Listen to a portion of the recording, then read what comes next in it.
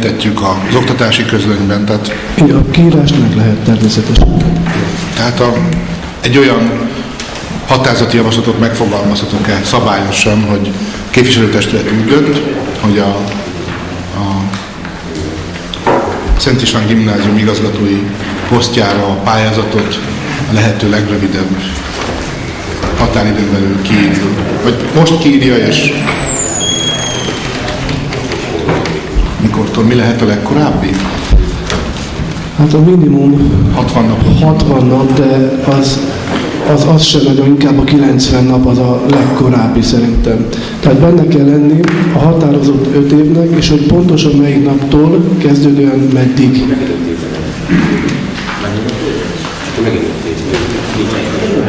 Május 1. Jó, tehát akkor én azt kérem, hogy erről szavazzanak a képviselőtestületek, képviselőtestület tagjai, tisztelt képviselők, hogy Esztergomváros önkormányzata a törvényi feltételeknek megfelelően kiírja a Szent István Gimnázium igazgatói álláshelyére a pályázatot május 1-i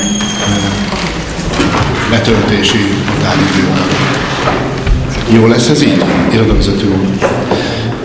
Tulajdonképpen a határozat akkor jó, az eredeti 3-as határozat, csak a mellékletben a dátumot kell módosítani, hogy május 1-től 2013 június 31-ig, mert a törvény szerint július 1 és augusztus 15 közé kell essen a vége mindenképpen. Világos, rendben. Nos, akkor erről szavazzunk.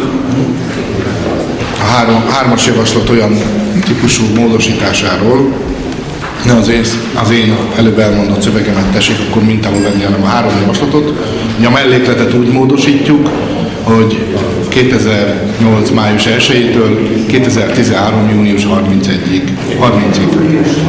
Július 31-ig. 7. hó 31-ig. Aki ezzel egyetért, kérem, hogy szavazzon igen.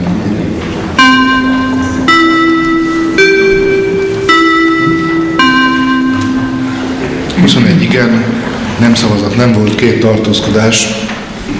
Tisztelt képviselőtársak, szerintem ebben az ügyben ma többet nem tudunk tenni. Azt szeretném elmondani tájékoztatásul, hogy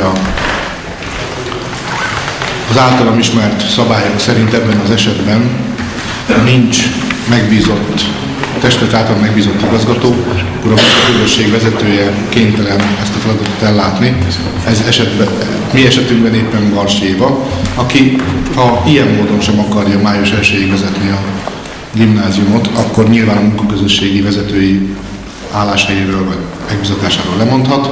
Vannak itt is helyettesek, következő helyettes talán Zara Melinda, már nem. Ki?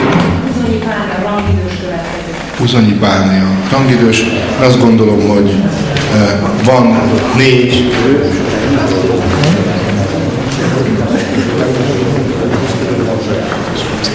lehetőség arra, ugye, hogy ezt a feladatot valaki betöltse. Abban az esetben nincs igazgatója a gimnáziumnak, a 4 közül, vagy vezetője a gimnáziumnak, mert igazgatója nincsen, de megbízott vezetője. A 4 közül mindenki lemond a munkaközösségi vezetői posztjáról. Ez is elvileg egy elképzelhető lépés, én azt azonban egyértelmű károkozásnak tekintem, tehát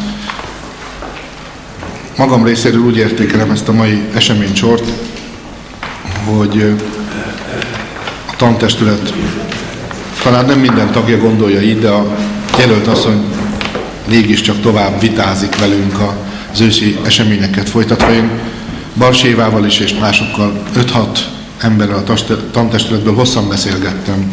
Volt akivel 1 órát, volt akivel 2 vagy annál többet is.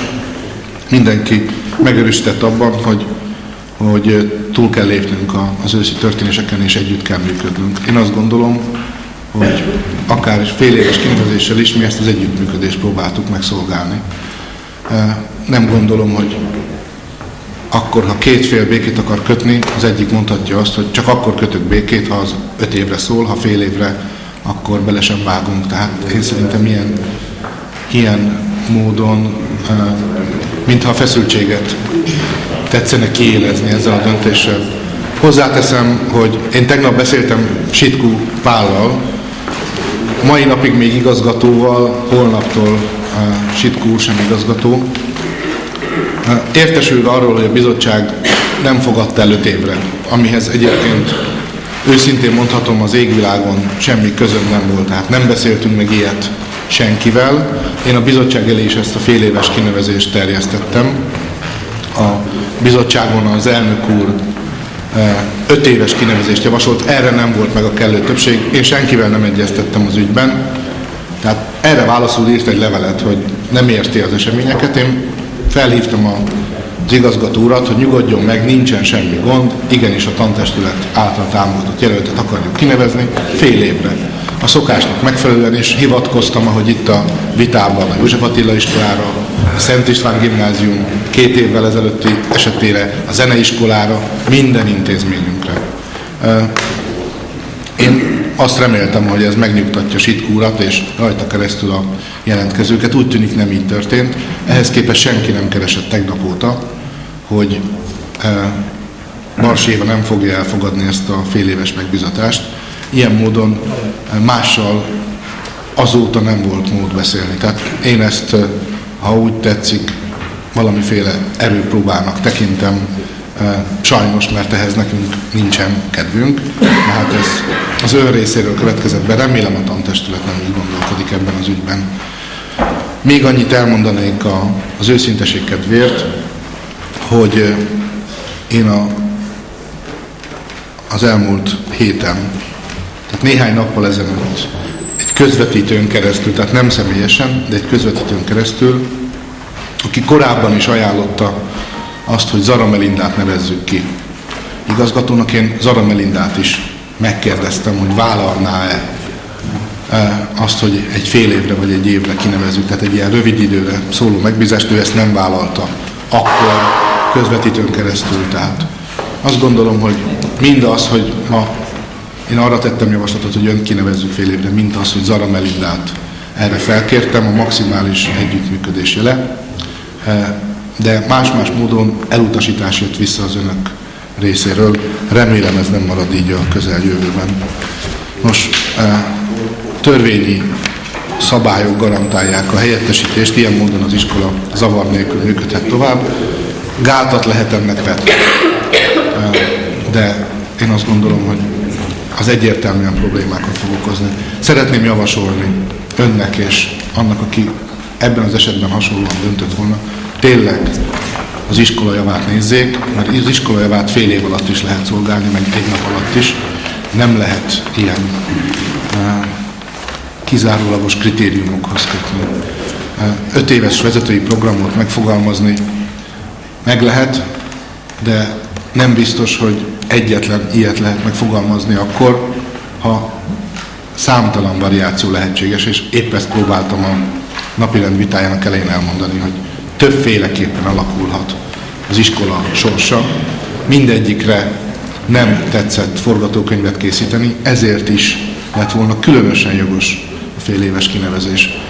Úgyhogy mindaz, amit itt